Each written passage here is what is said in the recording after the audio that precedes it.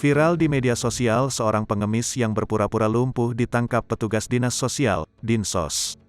Kota Pekanbaru, Riau, Kamis, tanggal 17 Februari tahun 2022. Pria tersebut ditangkap saat meminta belas kasihan orang lain dan membawa sebuah ember. Kepala Dinsos Kota Pekanbaru Idrus mengatakan, pengemis berinisial AJ itu ditangkap di kawasan Pasar Rumbai di Kota Pekanbaru. Gelandangan dan pengemis, gepeng, ini berhasil diamankan setelah aksinya dalam mencari belas kasihan masyarakat viral di media sosial belakangan ini. Dalam postingan yang beredar, pengemis ini bermodus pura-pura lumpuh di sekitar Pasar Rumbai, Jalan Hayangan, kata Idrus dalam keterangan tertulis yang diterima Kompas.com, Kamis. Menindaklanjuti unggahan yang viral di media sosial tersebut, Idrus menugaskan Satgas Dinsos Pekanbaru untuk melakukan penangkapan terhadap pengemis itu.